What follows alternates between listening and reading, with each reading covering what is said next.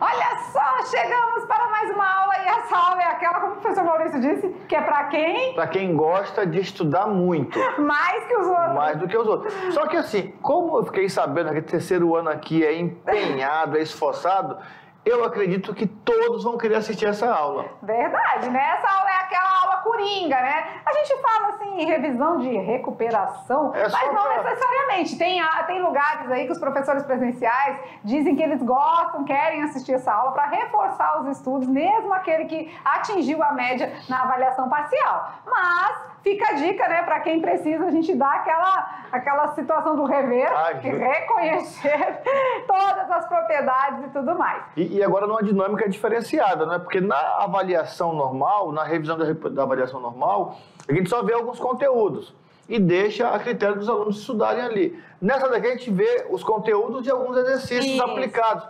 Porque assim, imagina-se assim, se ficou de recuperação é porque tem alguma coisa que ele está precisando ali estar ligado. Aí, né? E aí a gente vai e faz a prática. Só que aí tem um detalhe também, né? A gente, com a inserção de alguns exemplos, reduz a quantidade de aulas que a gente vai revisar. Então aqui a gente revisa só 4 aulas. A gente elencou algumas principais, mas isso não quer dizer que o restante do assunto não seja abordado na prova, tá? Então fique esperto, tem que estudar tudo. Mas aqui a gente revisa só apenas 4. Então, sem perca de tempo, bora? Vamos lá então, aula de número 20. A gente vem junto com o professor Sâmio que dá tudo certo. Vamos lá então, revisão de recuperação da nossa primeira unidade, né? Recém a primeira unidade, vamos lá? Vamos trabalhar a matemática financeira na porcentagem e no juro simples e também no juro composto e falar um pouquinho também sobre a equivalência de taxas. Então vamos começar assim, falando aí da parte de matemática financeira, né? Juros e aplicação nas resoluções de problemas. O juro simples a princípio, vamos lembrar? Vamos lá. Então, ó, antes disso, bora se concentrar, que é hora de avaliação, então tem que ficar ligado. Olha lá, então falando de juros simples, a gente sabe que é aquele processo mais usado em curto prazo, né? O J igual a CIT. E aí vale lembrar da paródia, né? Tá vendo aí, J igual a CIT, o juro simples é fácil de calcular. É fácil de calcular. E quando a gente tem uma situação dessas, a gente desenrola, bate e resolve tudinho. Os juros é representado pelo J. E o capital? Pela letra C. Taxa. Pela letra I. E o tempo? Pela letra T. A maioria delas é a sua primeira letra inicial, né? Isso, aí para não ficar 2 T's, não é? O T da taxa e o T do tempo, e nós adaptamos a taxa, como taxa tem a ver com imposto, e com índice também, índice, né? Então usamos a letra I. Lembrando que para calcular o juro simples, nós calculamos a porcentagem do capital e multiplicamos pelo tempo que ele ficou aplicado. Muito bem. Então, com isso é hora de recuperar. É agora que a gente faz um exemplo para ficar mais fácil para vocês. Olha lá. O banco Matelouco pagará 10% para cada associado que deixar seus capitais pelo tempo de 3 meses. Lúcia e Maurício vão investir R$2.000 a juros simples. Qual será o valor acumulado nesse tempo? Atenção ao termo acumulado. Não é muito usado no juros simples, tá? Mas aqui está pedindo o valor acumulado. Então vamos calcular os juros primeiro e depois somar esses juros ao nosso capital. Inicial, né? Isso. Então vamos lá, J igual a CIT, né? Vamos ver os dados? Vamos lá. Então quem é o nosso capital? R$2.000. 2.000, né? Então já vamos substituir, né? Juro é igual a R$2.000 vezes a nossa taxa, que é 10%, 10 ou seja, por 100. 10 por 100, vezes o nosso tempo, que também 3. 3 meses, né? E é claro, a gente pode fazer aquela parte bem legal, né? Que é cortar zeros, né? Vai facilitar bastante. Então, 10 vezes 3? 30. 30. 20 vezes 30 é o nosso 2 juro, vezes né? 3 é 6, coloca 2 zeros. Então, 6. R$600 é o juro? Isso, esse é os juros. Mas está pedindo o valor acumulado, então eu vou ter que somar, né? Então tá querendo um montante, não é? Isso. Que é o capital, mas o juro vai ficar na minha mente para memorizar isso para sempre, né? Então, quando a gente somar 2.000 aos 600 do juro, nós temos que o montante R$2.600. Reais. Quase. Muito fácil. Muito simplesinho aí. O primeiro exemplo, falando de juros simples, a gente desenrola bem tranquilo, né? Vamos lá para a sequência, então, da nossa revisão, aula de número 8. Aí a gente foi para o juro composto e também algumas aplicações. Vamos lembrar. E no juro composto, não podemos esquecer o seguinte, que ele é o famoso juros sobre juros. Porque juro composto era simples e agora acumulou. Uou! Vamos lá, então. Então, agora o nosso capital não vai ser mais aquele girado todos os meses. Ele vai acumulando. Então, a cada mês nós vamos aplicar o montante do mês anterior. Por isso que no juro composto a fórmula vem direta já. Montante é igual capital vezes 1 mais I elevado ao nosso tempo. E aí, claro, né, as iniciais também continuam dizendo na mesma pegada, só que o nosso caso, o M agora, é o montante que é o inicial aqui da equação, que lá no juro simples começa com J, né, de juro, tá? E aí aquele mapa mental ajuda bastante, né? A gente fala aqui de porcentagem, traz a parte de juros simples também, de juro composto. Então, assim, aqui é uma construção de uma determinada pessoa, mas você pode fazer a sua e vai te ajudar bastante nas situações do seu estudo. Uma vez que você colocou tudo por aqui, ó, fica muito mais simples e muito mais fácil. Beleza. Tá? Vamos lá, hora de recuperar. Vamos resolver uma agora falando de juro composto. Se o banco Matelouco pagasse 10% pelo capital de R$2.000, só que agora investido a juro composto, durante o mesmo período de tempo, quanto os professores Maurício e Lucy receberiam? Então vamos lá, a gente continua. Ficou bonita assim? E aí, vamos lá, nossa taxa 10%, 10%, que é o mesmo que 0,1 ou 0,10, né? Isso. Porque já que é juro composto, a gente usa, na maioria das vezes, em decimal, né? O capital continua sendo os R$2.000, o nosso tempo são os 3 meses, que estava no anterior, né? E ele disse quantos profs agora receberiam, então é o montante que ele quer, Isso. né? Só que legal que a nossa equação do juro composto já vai nos gerar, né? É capital vezes 1 mais a taxa elevado ao tempo. A nossa equação já vai nos dar o montante. Não precisamos depois somar com nada ao final. Isso. Então vamos lá, o montante vai ser o capital. 2.000 vezes 1 mais a taxa, que é 0,10, elevado ao tempo, que é 3. O meu montante vai ser 2.000 vezes 1,10 elevado a 3, que esse valor o exercício poderia fornecer para vocês, na prova vai ter que fornecer. Mas aqui como é curtinho, né? E aqui como a gente também está fazendo junto com vocês, a gente não colocou o valor, mas vamos falar agora, né? Vai ficar 1,331. 2.000 vezes 1,331. E aí, aquela parte bem legal, né? O professor Maurício sempre diz, né? Multiplicar por algo com 3 zeros é o mesmo que dá 3 pulinhos? Isso. Com a vírgula, vai né? Vai ficar 1.331 vezes 2. Olha que bacana, né? 1.331 vezes 2. Porque a gente corta esses 3 zeros e dá os pulinhos com a vírgula, né? Isso. Então, o nosso montante é quanto? 2.662. R$2.662, né? E aí poderíamos pensar assim, mas nem foi tanto assim, o juro composto dá mais. Não, porque aqui nós temos um curto tempo. E foi falado nas aulas que para transações em curto tempo, o ideal é o juro simples, não é? Que é aquele que traz um valor mais exato e mais preciso. Aqui aumentou só R$62 a mais. Já é uma diferençazinha boa, né? Sim, porque lá tinha dado 2.600, 2.600. Né? Beleza. Ótimo. Então, pronto, né? Essa parte foi a parte abordada aí de matemática financeira. Olha aqui com a gente um pouquinho. Então, a gente abordou aqui mais a parte aí de juros simples e de juro composto, mas pode cair a porcentagem, pode cair equivalência de taxas e tudo mais, né? Mas então, a porcentagem já está inserida ali, já está né? inserida. Porque quando eu pego lá os 10% e transformo em 0,1 ou em 10 por 100, estou trabalhando a porcentagem já, então isso está interligado. Verdade. Vamos então agora na parte da estatística, olha lá. No slide, então, quando a gente fala de estatística, na aula 13, a gente falou um pouco sobre gráficos, vamos ver? Olha lá, existem vários tipos de gráfico, cada um é usado de uma maneira mais conveniente, né, dentro das pesquisas, na coleta de dados.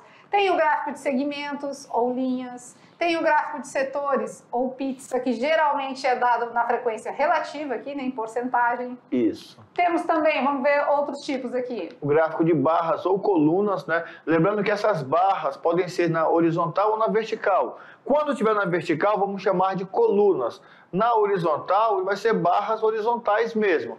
E o histograma. O histograma é aquele gráfico que trabalha com valores que estão numa sequência. Então, vai ser quase igual o de colunas, só que os retângulos vão estar interligados, ligadinhos ali um no outro. Uhum.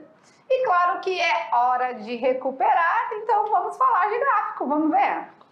Na dose certa, o psiquiatra Issa Mitiba diz que amor em excesso não é bom na educação dos filhos. Será? A revista Veja quis saber se os leitores concordam com essa informação. Essa afirmação. Essa afirmação, não é uma informação, né? O resultado é dado graficamente. Então, olha aí, no total de 3.700 pessoas participantes, 22% concordam com essa afirmação. É realmente muito amor em excesso, os filhos ficam muito, vamos dizer assim, muita bajulação, os filhos ficam mal criados. Agora, 78% discorda disso. Não, tem que dar amor mesmo, é amor que vai fazer dar certo, né?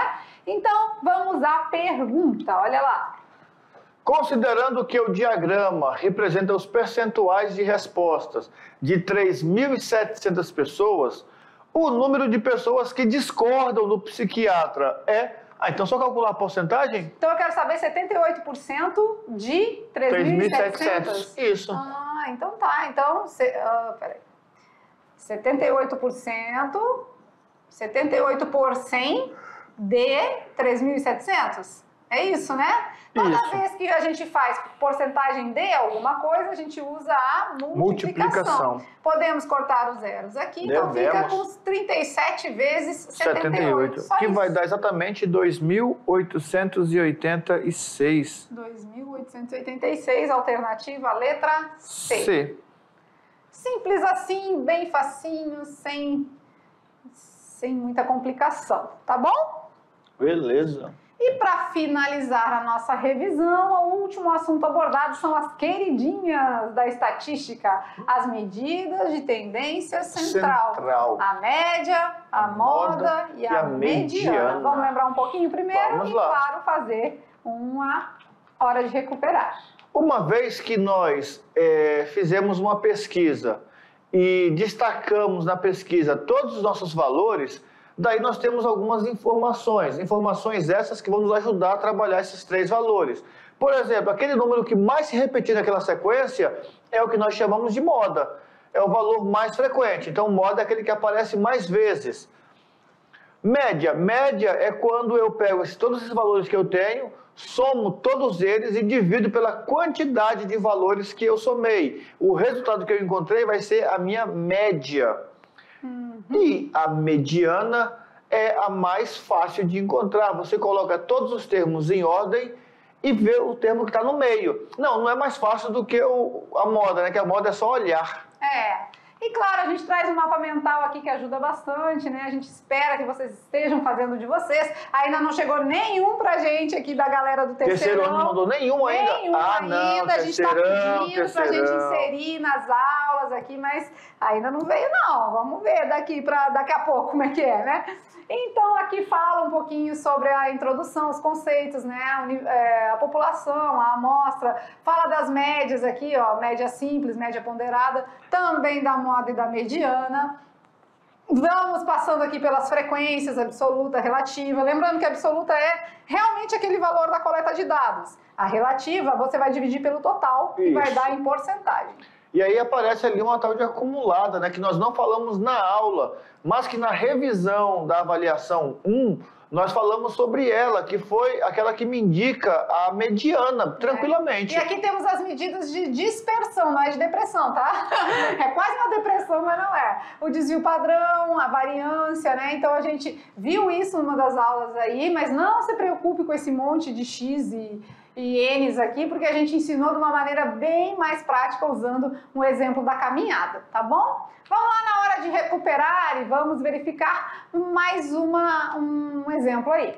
De segunda a sábado, os gastos com a alimentação de uma pessoa foram 15, 13, 12, 10, 14 e 14 reais. Daí essa pessoa resolveu fazer uma viagem para o mesmo lugar que ela gastou esse tanto com alimentação. E ela quer saber o seguinte, qual que é a média de gastos, sabendo que agora vai passar mais dias do que ela passou primeiro. Então, um detalhe aqui é importante, ó. Média e mediana, né? Primeiro, a gente pode começar pela moda, se a gente quiser. Pode. Vamos lá, quem é a moda? 14 reais. Olha. Oi, gente, tem hora que é pela misericórdia. Moda é o valor que mais aparece, mais 14. frequente. 14, né? Almoçou no mesmo lugar esses 2 dias, né? É. Vamos lá, vamos na média aritmética, pode ser? A média é somar tudo, 15 mais 13 mais 12 mais 10 mais 14 mais 14, dividir por 6. E aí a estratégia é qual? Olha lá, 14 com 14 dá 28. 28 com 12 dá 40. Ah, então vamos pelos complementares, né? Isso. 28 com 12, 40. 40 com 10, 50. 50 com 15, 65. E aí é só somar o 13, né? 78. E aí eu tenho 78 dividido por 6. Então a minha média aritmética é...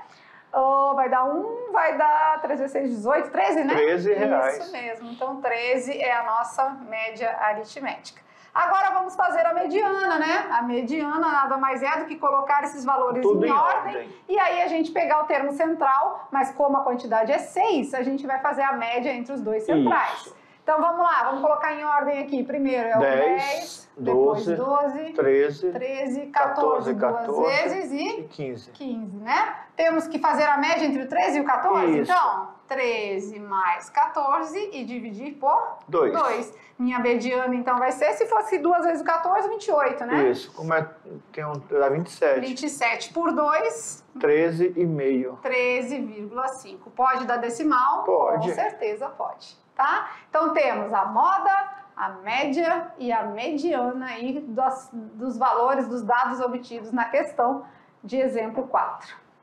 Certo? Certinho. Top. Beleza, e assim a gente já vai se despedindo de vocês para uma super avaliação.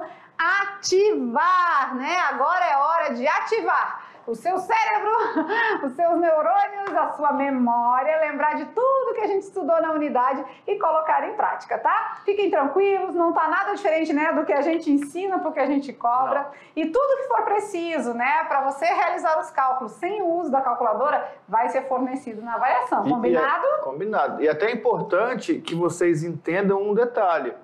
Nós evitamos, né, tá pegando questão de livro assim e tal. Por quê? Porque às vezes que o livro traz não está do mesmo formato com que nós explicamos. Então, quando vem alguma pergunta diferente, ou está na atividade de sala, para a gente corrigir com vocês entenderem, ou está nos exemplos. Mas na avaliação a gente elabora, Na avaliação, né? A gente elabora as questões no mesmo formato das que estão na aula. Então já fica a dica para a unidade 2. Você que de repente ali não conseguiu, né, conectar direitinho, na unidade 2, se você refizer as atividades de sala, se você refizer as de sala todas, tanto os exemplos como as atividades mesmo, você não vai ter problema com a prova, porque nossa prova está no mesmo caminho. Assim, ó.